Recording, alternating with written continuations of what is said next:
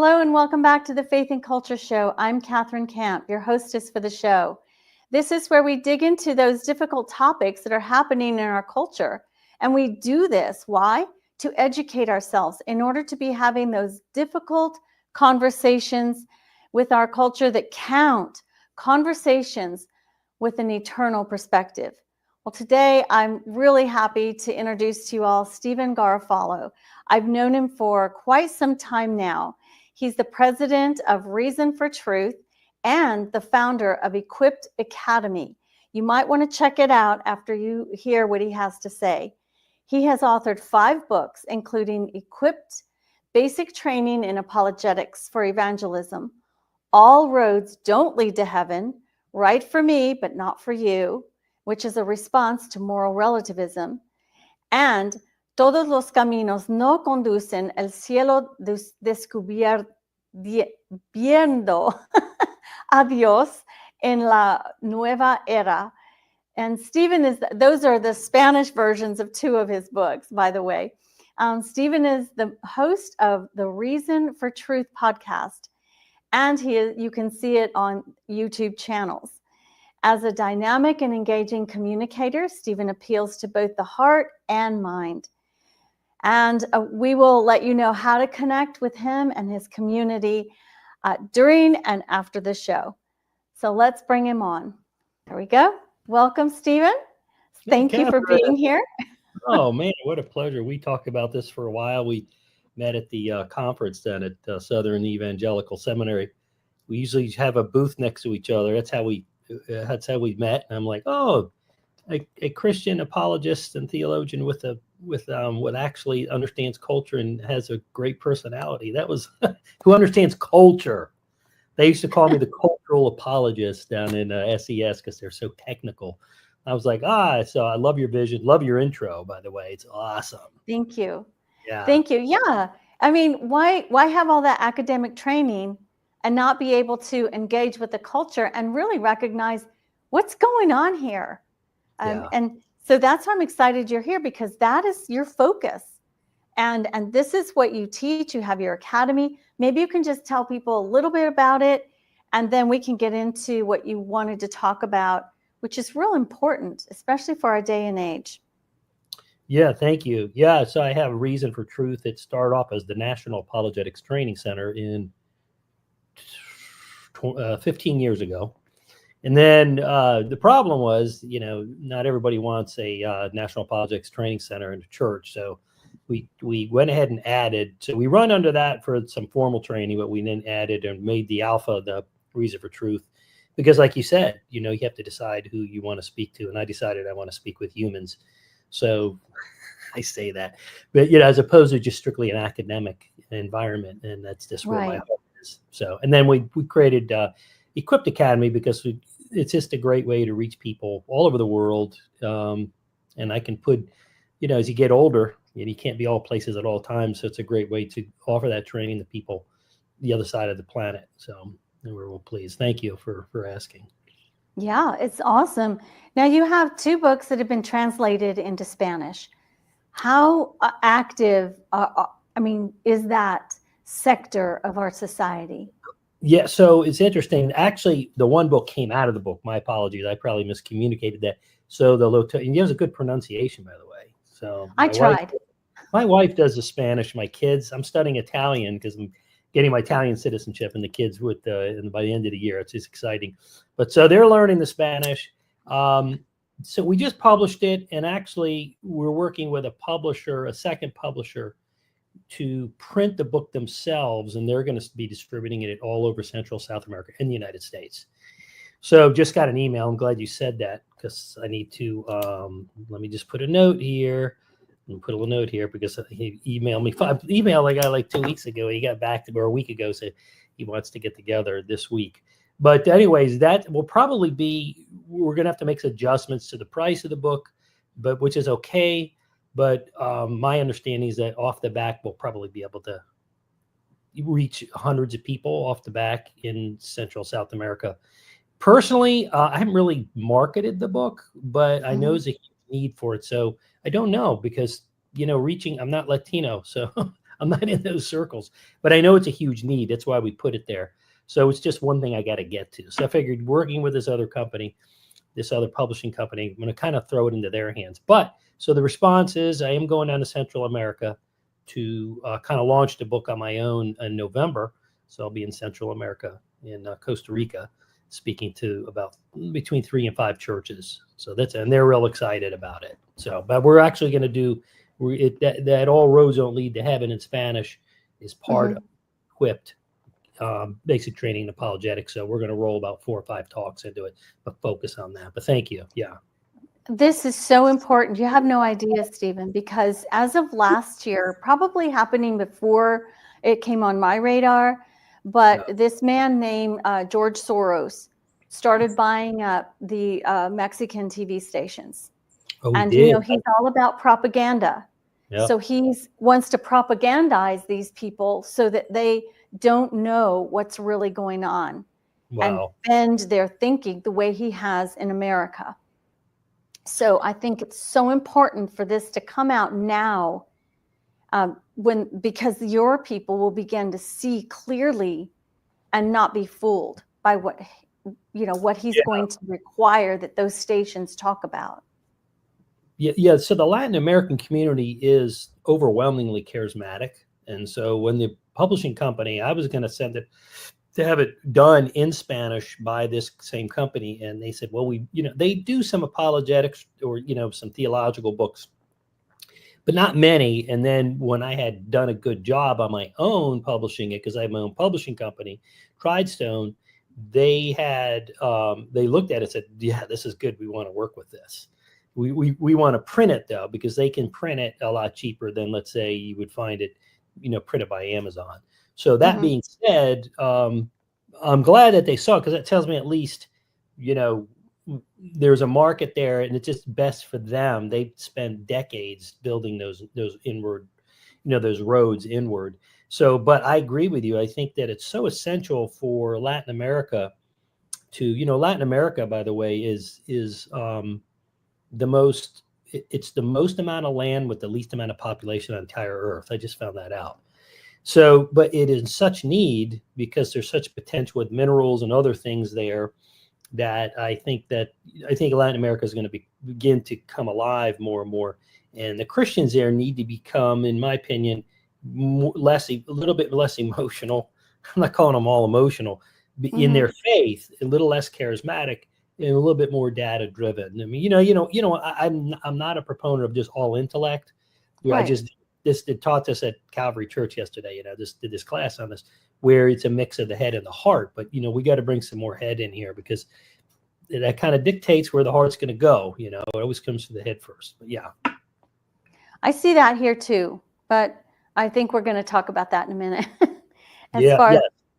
So yeah, it's a lot of seeker friendly. I think we talked about this last October at the we're sitting there in between sessions waiting for people to come by at our book tables.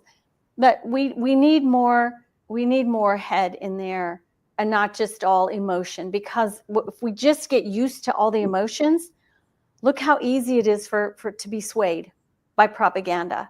Then it becomes all emotional, and we have progressive churches for that. I agree. To think. Yeah, and it's funny because I can read my podcast and I can see where the spiritually mature parts of the world are, because my podcasts are typically more theological. Some stuff is cultural, and it's interesting how Africa and parts of Asia, they're just more meat eating, spiritually speaking, people. And I think we've gotten away. Everybody wants your best life yet with Joel Osteen. I mean, it's not about that's not life. It was we could see life can get tough. You can lose everything tomorrow. It's all about your spiritual maturity. So what does the Bible speak about when it takes when we talk about spiritual maturity? And it has to be development of the mind. The heart is there along with it. The spirit speaks to the heart, but through the mind. So it's both things. I agree. Well, where would you like to start? I know you want to focus on one of your books right now because you see a great need in our country. Yeah, so I'll just pop this up as a shameless ploy. I just pulled this off my bookshelf.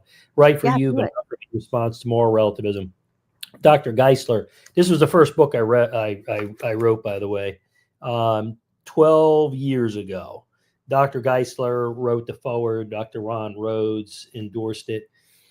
But I wrote that, and World Magazine published it, and they said not published it. Excuse me. They endorsed it, and they kind of wrote it. They did a write up on it, and they said we're going to do a write up on this, mainly because it's the tail that wags all. It's the tail that wags all dogs. I mean, in terms of relativism, you have different kinds of relativism, right? Epistemological relativism, that anything can be known, nothing can be known because everything is relative. But moral relativism is morality relative. And that's really a subject all its own. And that's why I wrote the book. We're talking about, there's different kinds of issues that revolve around morality. I mean, everything from adultery to stealing a pack of gum. Those are really different things, but they're all moral issues. And then there's 3-4 chapters that revolve around the government, specifically government and morality. I think there's 3 chapters. And then we talk about the moral law and natural law. And here's the deal, Catherine. I remember I was once, my wife were getting our papers, our will together many years ago, and I went into a lawyer's office, and this guy had inherited part of a seminary library. Yeah, I mean, I almost teared up. I mean, I went through every book was typically from the turn of the century, probably early 1920s, 1930s, maybe a little bit later, some a little bit before. But these great men of the past were so versed in natural law, and their whole view of the law was so reminiscent of what I saw in the simplicity of my parents and grandparents, especially. My grandparents were born 1910, 1909. They just saw the world black and white, And why? Because they understood God more rightly than we do today. But that being said, all these things play into how do we understand what is moral and what is not. I mean, if you went out on the street and you said, what is this right or is this wrong, or is this truthful, is not truthful? Now, True for You but not for me is another book, but this is Right for You but not for me. That's dealing with prescriptive nature of morality and ethics. So is it right to do anything or nothing? And then when you get into morality, it's very interesting because the media, the television, what is it putting out to your kids? The university, business ethics, it's all really gone downhill. And the reason why where we're at in the United States of America right now, and much of the world, especially Europe, is being in a postmodern world. And being in a postmodern world really for us means getting into a big chunk of, without getting too philosophical, getting into a postmodern world in general means also putting our senses as something that defines truth. I'm getting back to truth, but the truth about morality, okay, which means if you can't see it, touch it, hear it, smell it, then then that's how you determine truth, right? You have to be able to do that. So Kirby Anderson had me on when I first published the book, and Kirby goes, "Well, give me examples, Steve." And I said, well, all right. It was pulled right out of it. I said, okay, I tell you what, you come into my house around Christmas time, my wife makes the most incredible apple pie. So you come in and you go, man, what is that? And I said, oh, that's my wife's apple pie. And they go, wow. And then they go like, excuse me, can I use the water closet, which is the Southern term for bathroom, which is pretty neat. Up north, we don't use that term. So they go to the bathroom, and to their horror, they see a plug-in air freshener with an apple smell. You see what I'm saying? So in other words, here's my deal to the relativist. And this is getting a little bit more in the truth, but this will give you a good picture. If you really believe that relativism is truth, then go ahead and eat that air freshener, plastic, glass, metal, and all, and then I'll consider being a relative. You got to eat the whole thing now, and then I'll consider being a relativist, okay? And so if you said that, if you came in, you went, oh man, I'm telling you guys, that thing was the best apple pie. I know because I smelled it, and anyways, you can see how relativism can, we think that, and by the way, relativism doesn't really even exist. People say India is on Hinduism, which is based on relativism.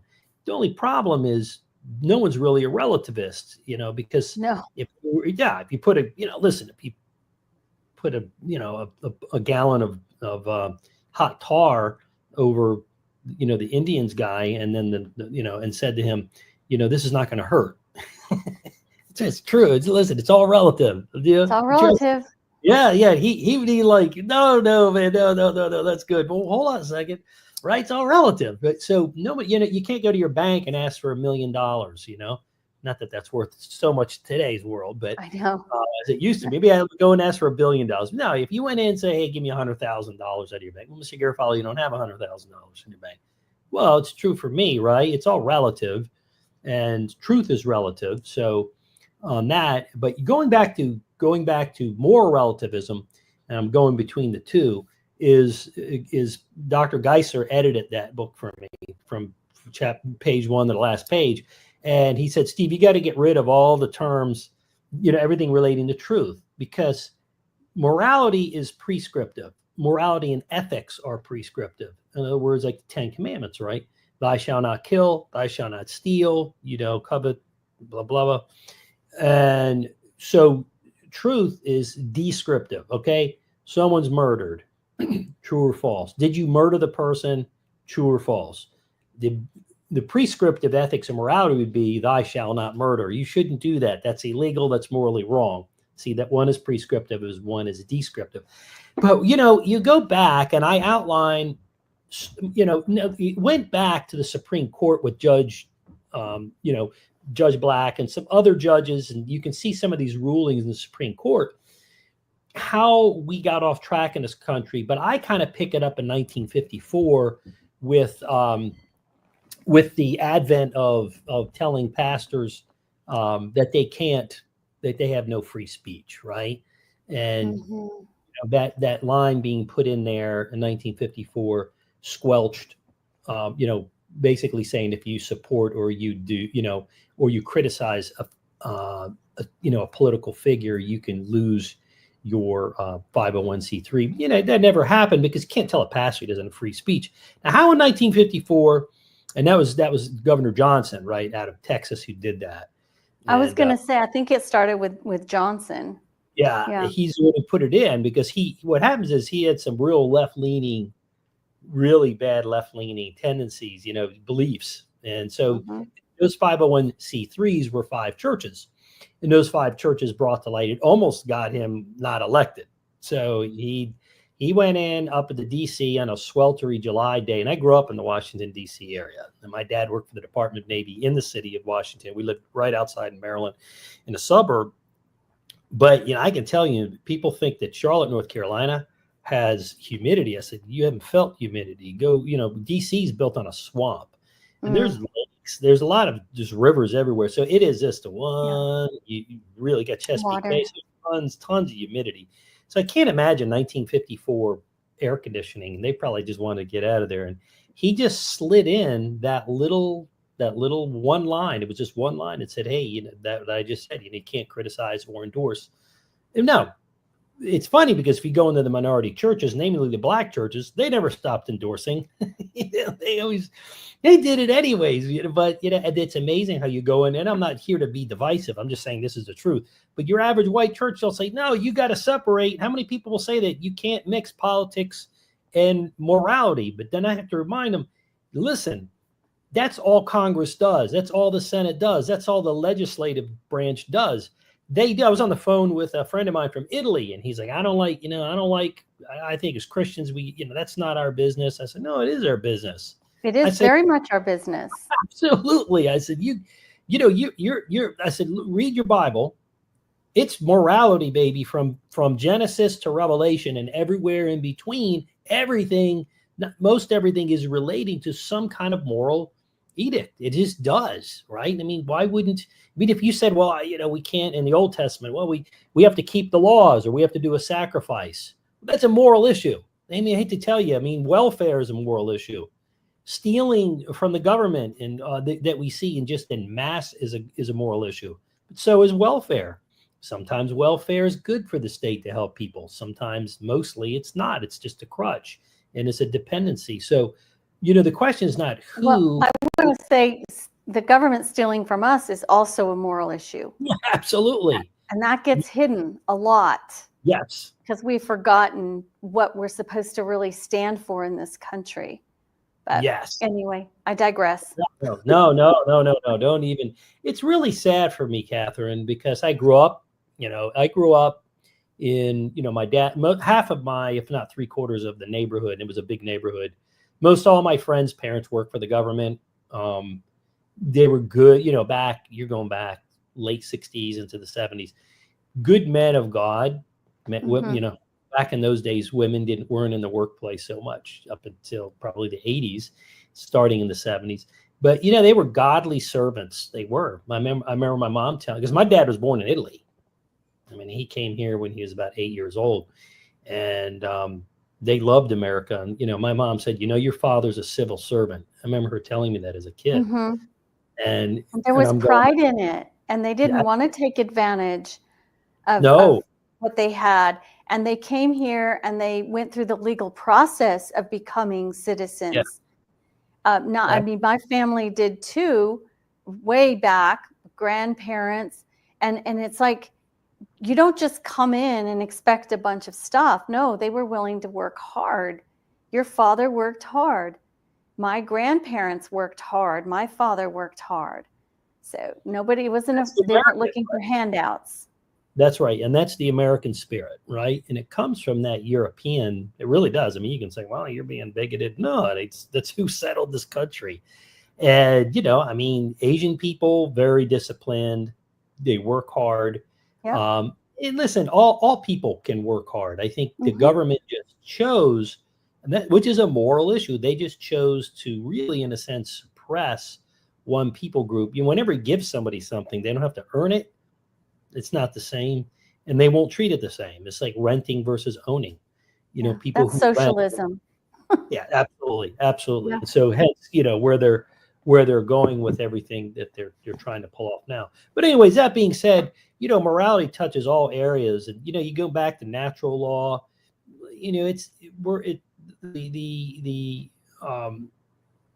God is made evident in nature. I mean, we can see him in the stars, and we can see him in the creation around us. And then you got the moral law. All human beings know right from wrong. They do. It doesn't matter. People go, what about Islam and jihad? I said, well, listen, if you kill somebody in Palestine, you kill someone's brother, they handle justice differently, but that's still wrong. They still, if you, rape somebody's sister, they'll just come kill you. Or if you murder someone's child, it doesn't matter, it doesn't matter. That's how they handle things. There's no sense of law, but it's wrong. Now, jihad is different only from the sense that it's that's kind of religious. That's a religious act. So but that's about the only thing that I can see, is murdering somebody. If it's in the name of jihad, then that's a good thing. But outside of that, murder is wrong to Muslims just as it is on anybody else. So is it for Jews and even Buddhists and Hindus, and there's no place. So why is that? The secularists will argue that the reason for that is it's built into their DNA somehow, and, there's certain moral. I'm like, well, how can that be built in your DNA? Being an adulteress or an adulterer, that's not built in your DNA. That's just a sinful act. Well, they would like you to think that, though, Stephen. We've gotten to that point where, if you can't control your sexual desires, it's in your DNA. Look at minor attracted persons, MAPS, and otherwise known as pedophiles. Yes. So they want you to think that they have a genetic defect, or that is just maybe not a defect, but that's just how they are. So you need to accept it. This is where we are. This is the logical conclusion of a relativistic society.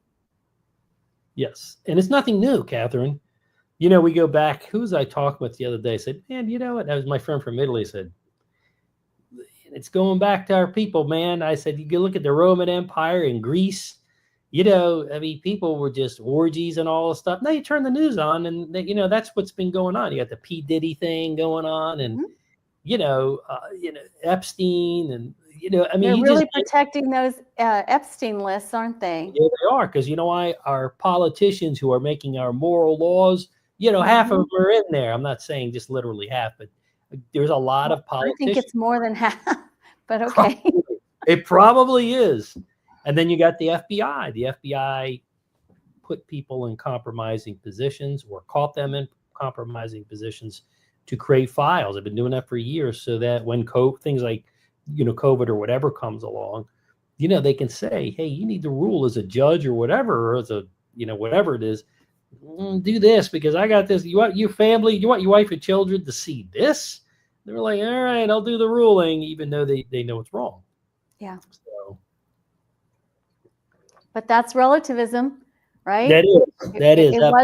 It wasn't wrong because they were getting enough money to pay for their child's education at an Ivy League school or get accepted into higher education at a very good school or wherever they wanted to go. So, Oh, man, don't even get started.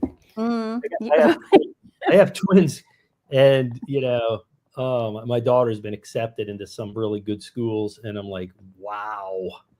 And, so she has choices, and That's so awesome. we're trying to mitigate that. And, I think that education is a moral issue too. You're right.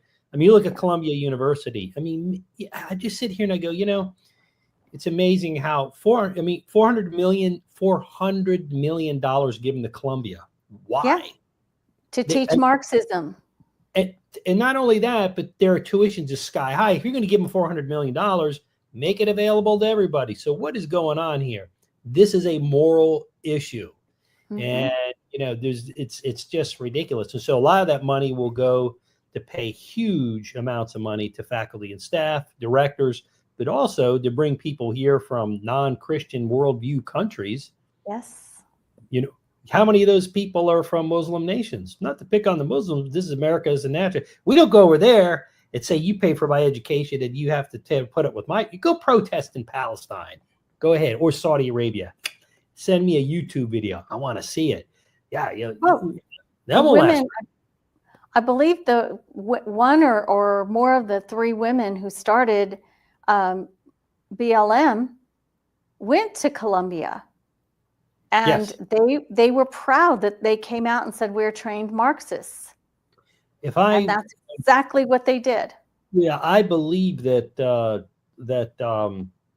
our president-elect, I don't know how you say him, Kamala, whatever you want to call her, Harris. Oh, she ran for president. She ran for president.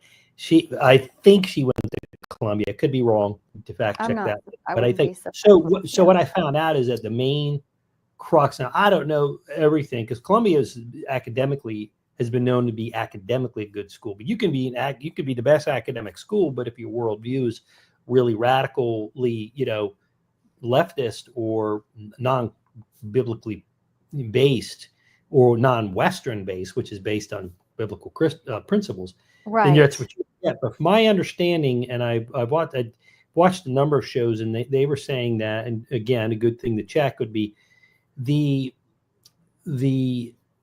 overwhelming economic. You take, let's say you're going to study, world business or world economics. There, the primary worldview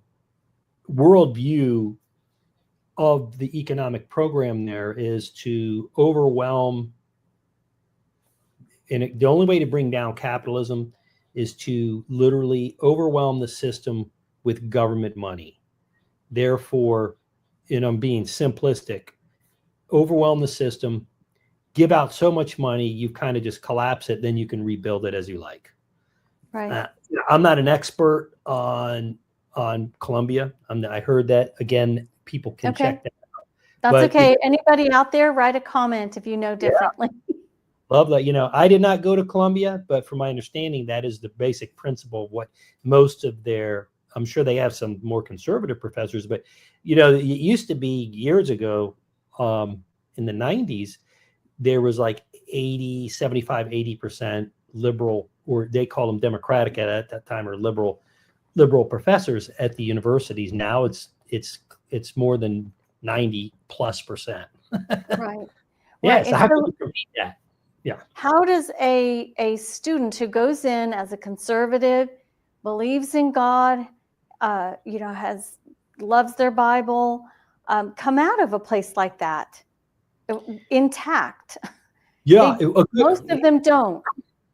No, you're absolutely, which you and I know that 3 out of 4 go to the university ill prepared, which is one of the reasons what you do, and I do what I do, is to go Right. in there and work with students, get them shored up in their faith.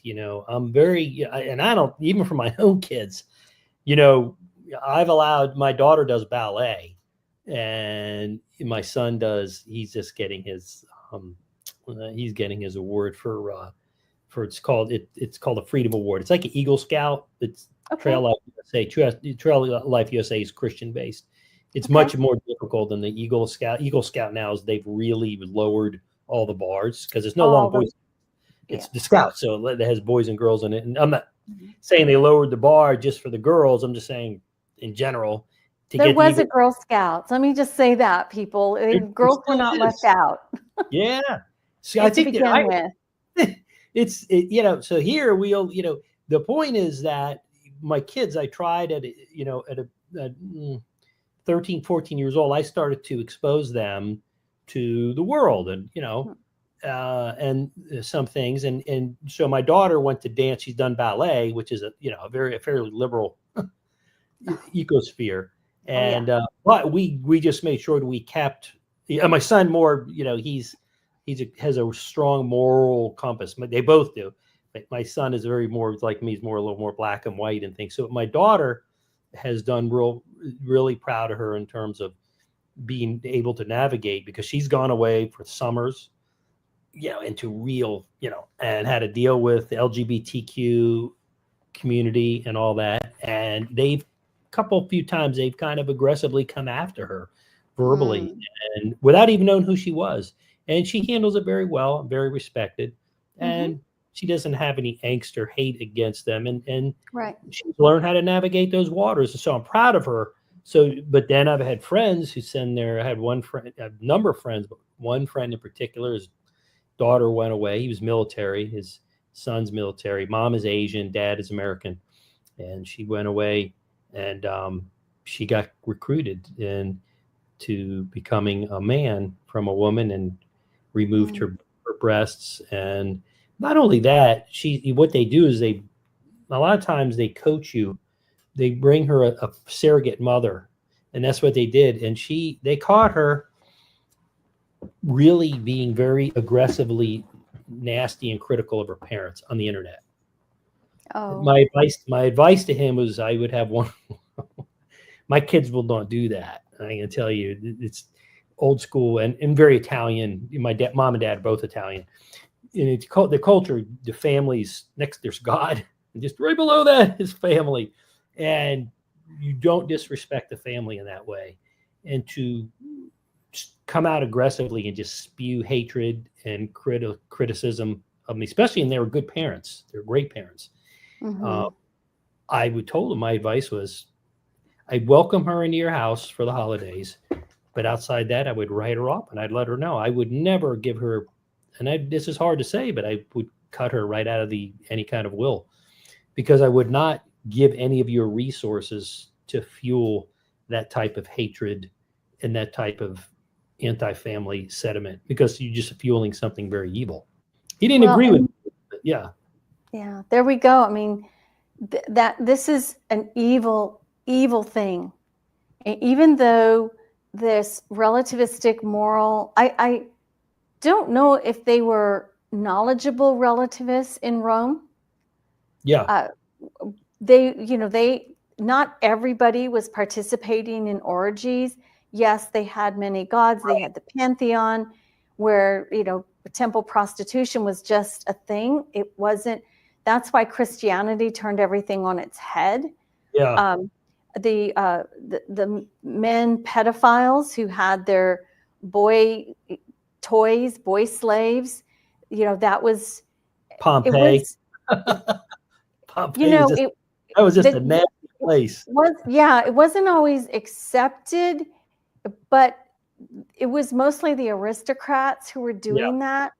And so I didn't live then. I don't know, but it was not a prideful thing for the young man. In fact, some of the I have this in my book, some of the artifacts that have been found and writings where they would release the young men before they became of age, because then they were afraid that they would turn on them and start using them that way.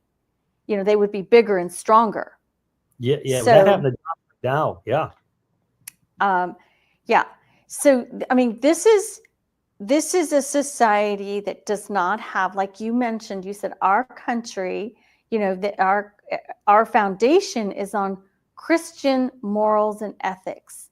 Yeah. And when you get to the relativism, it's not relativistic to coerce a child into thinking that they are in the wrong body and that they have to become something that they will never be able to become biologically, scientifically. I don't care how many body parts you get cut off. It's not going to happen, which is tragic. So, I mean, how do you address this, Stephen, when you're teaching and how can we pull this out of your book? Yeah. Well, let me put a little caveat here. This is not a critique of the LGBTQ. They're people just like every one of us are. Let me tell you, one of my best friends in the whole world is my cousin, and he's gay. And we just came back. My wife and I were visiting. Sometimes more often I go visit him. And we have so much fun together. We have a lot of family commonality. When I'm with him, I'm not with a gay person. I'm just with my cousin. And that's the way he's very accomplished, by the way. High level of respect, very kind, very level-headed. But that being said, how do you deal with it? I think, it's interesting because now you look at the Republican Party, part of that big umbrella is the homosexual community, because they look at transgender people and they go, they just can't stand them for the most part. It's not like they're one happy family. And so, but how do you deal with it and how do you teach on it? I think you have to first open up by saying, these people are just like you and I in many ways. And many times they're hurting. It's just a statistical fact of the abuse that existed with these people at some level, not always. And so you got to first approach them as people. And then, at the end of the day, the way I look at it, Catherine, is in the back of my mind, I put it, Christians tend to get so frustrated. That person didn't accept Jesus and they're going to hell. I'm done. I'm going to lunch. And you can't think that way. Not, right? Yeah.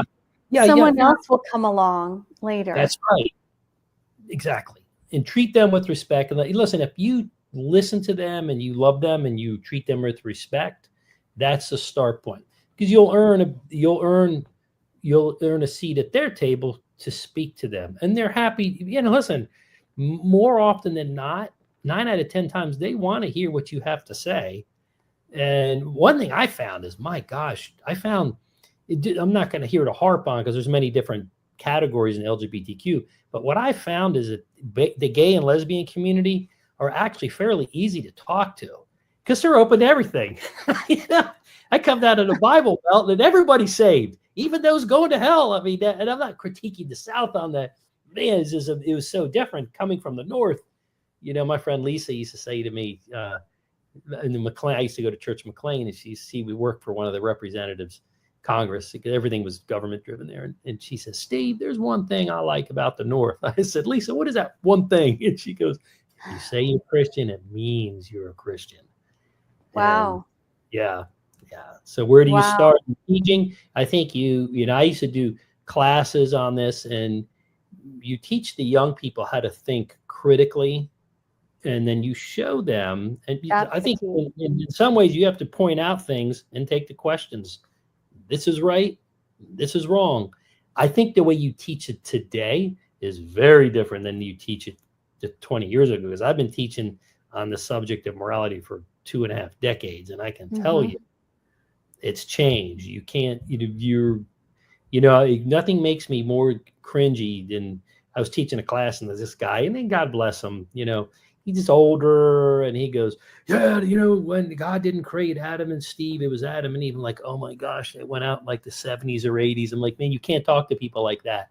No. It's just disrespectful. I mean, no matter how you feel and whether he's even truthful, it's just, you don't go out and talk to people that way. So No. And this is, I'm glad you brought that up, because it's important to remember we're dealing with humans. I'm not attacking the individual. I'm attacking the institution that pushes this on to people who are already hurting. Something has happened along the way for most of them. That's what the statistics are showing. yes. And they need someone to come alongside, and not to agree with what they've been told, but to hear them out and let them talk and figure out a way, how can we go down a different path? Like you said, critical thinking is incredibly important. And a lot of problem is everything gets thrust on these people who have already have high anxiety, most of them depression. Something has happened to them along the way. And so they need to start looking at life a little bit differently. Unfortunately, there's a lot of sexual perversions going on, which it stems directly from moral relativism. Some people find that it's their right to just take an individual, whether a child or a young woman, and do whatever they want. Even, when you get older, there's the corporate snakes too. The women can prey on the young men who want to climb the ladder. So it goes all through. But that's what happens with moral relativism. Absolutely right. I'm glad you said that. A guy's been getting ragged on for so many years. My gosh, it's what's amazing to me is, I'm roughly speaking, I mean, when I see cheating in a marriage, 9 out of 10 times today, it's the woman who leaves the man. I very seldomly hear of the man leaving the woman anymore. I do, but it's just much more rare. It used to be backwards. It was always the man leaving the woman for the secretary. Remember the old days or whatever, and he blew himself up anyways. But yeah, those that has changed. That's all changed now. And so going back to how do you train the youth? My book covers, and the all roads don't lead to heaven as well. I go in and teach first principles of logic, and that gives them the foundation. Because Dr. Geisser was asked on the 1 Minute Apologist with Bobby Conway, he said, what's the most important class that, in all of seminary? And I'm thinking to myself, it's got to be theology or, introduction to apologetics and he goes, logic. And he just like, wow. Bobby Conway's like, really? And Dr. Geisser said, yeah, if you get it wrong there, you get it wrong there forward. And if you think about it, logic has everything to do with morality, right? Because if you're trying to figure out what's right or wrong, you got the moral law written on your heart, you got natural law. But if you say, well, hold on a second, let me look at this specific subject, you can use logical deduction, and then if you're going to say, well, if the Bible is going to instruct me what makes the Bible true or not true, right or wrong, and logic plays into those things. So I teach that to all my classes pretty much. And, the students respond very well to it. But that's where you got to start. You got to, if you get there, then, from there forward, boom. then you can, because everything else you teach stands on those things. So, that's what, It's true if you think about it. But you know what, Stephen, a lot of people, and I know you see this, they don't have logic in school anymore. They do not have the foundation of that Socratic logic that is like a pattern that until you get the hang of it, you've got to learn that pattern, and then it becomes natural.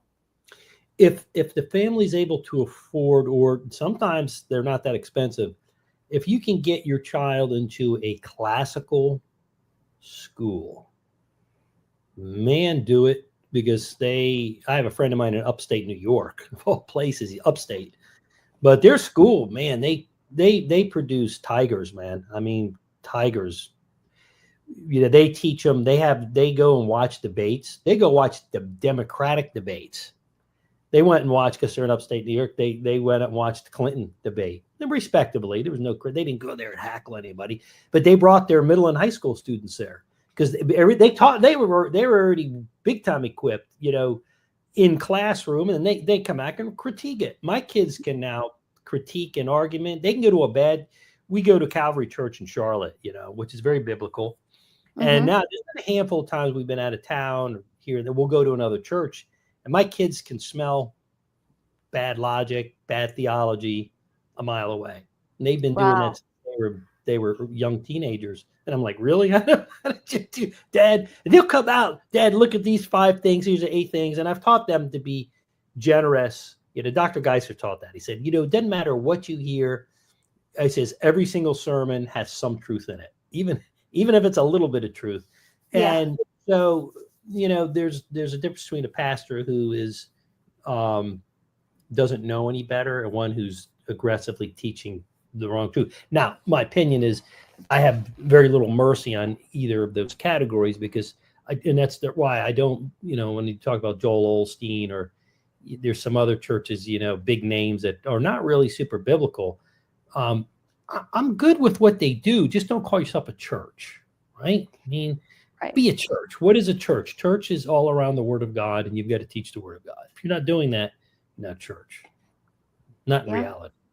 So the character, nature. It's not all hunky dory. Jesus is the one who talked more about hell and sin than anyone else in Scripture, and he's mentioned several times in Scripture. Many will come to me in that day, and I'll say, "Get away from me," because they'll say, "Oh, I did this, I did that in your name," and food banks. I can think of the modern term. We did the food bank. We worked at a homeless shelter for a little bit. We did this. We did that.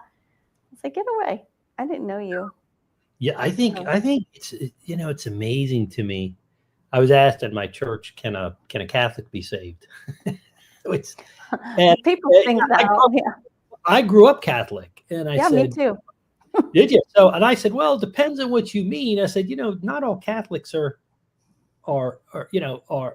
you have some Catholics that do. I mean, I know a lady here, she was a part of a company that helped fix a pipe on her pool in her backyard. And she's like on fire for the Lord. She's, Bible study every Wednesday night. And it's amazing. Her husband teaches.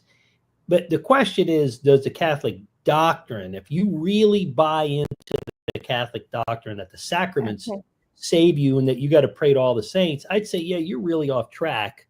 But, I never bought into any of that. I went all the way from baptism in the Catholic Church to confirmation. And some people just they will get on me for that. And I said, listen, I always had a heart for God. Mm-hmm. So, I think you got to be careful. I never prayed to Mary. I always looked at, that goes back to the logic. I mean, as a kid, we went through you go through, I don't know about you, if you went through the whole thing, but I mean, I went, through, I was baptized. I went through communion. Remember that? I went through penance, communion. Yeah, I went through confirmation. But when we, penance was a whole class. It was like you had that was like 6 months. I don't remember, a year. You had to go through all these. And I remember, they're like, okay, everyone line up, and we're going to go through, going to see the Father and go in the booth. Yeah. Yeah, we didn't even have the. I was like, I don't remember where it was, but Yeah, but yeah, I had a confessional booth, and so I looked at my buddy who brought me to my first Bible study, and he loves the Lord, and his sister, not so much, but I looked at her at that time and I said, "Hey, and I asked her just a simple question, like a little babe, we must have been 14, I'm guessing, because confirmation is 15 or 16." And I looked at her and I said, I got a question. If God is God, like he's everywhere, if he's everywhere in all places, why do we got to go see this guy to ask forgiveness? I don't logically, I don't get that. She looks at me, she turns around, she goes, "Steve, it's just a bunch of garbage. It's not true."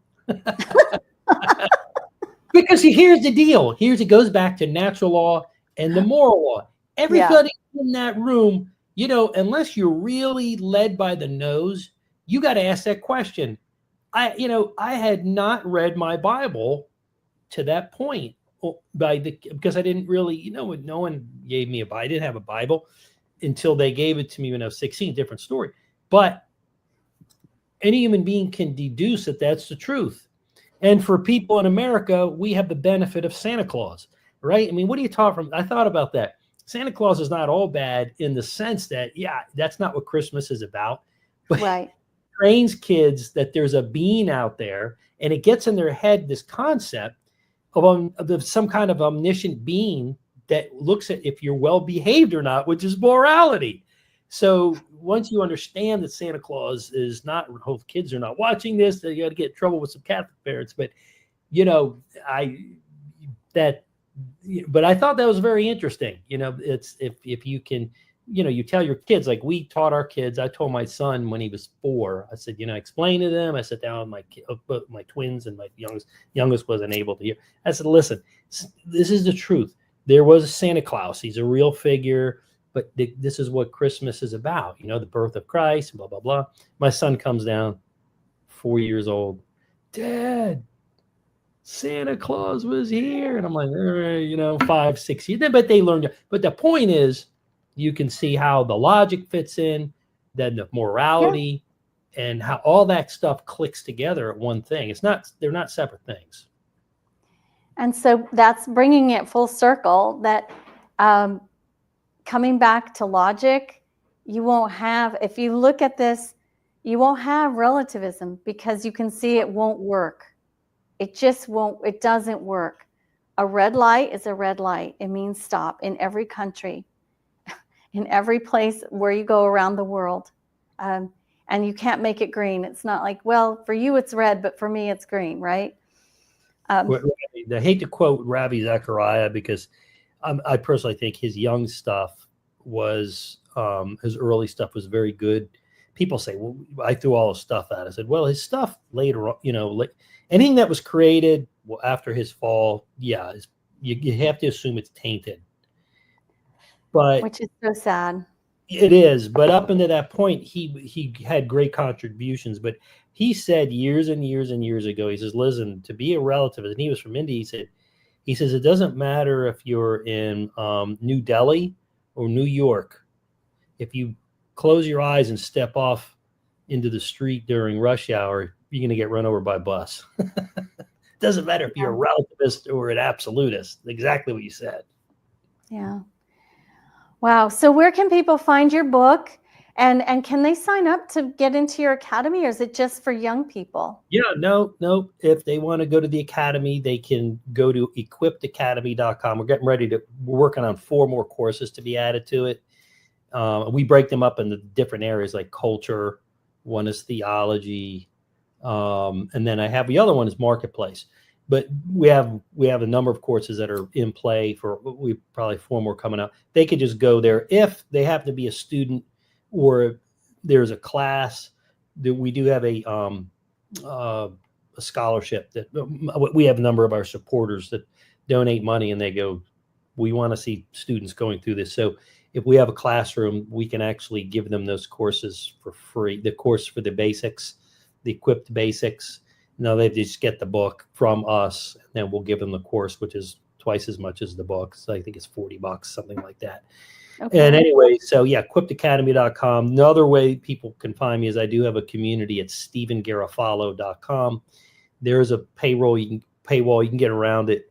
Don't need to do that, and that's on locals.com, so you have to download the app. But I put out typically an article mostly on Monday and Friday, and then we produce a podcast. You can just go to reasonfortruth.org. That's the best thing. Okay, so they can find all that there.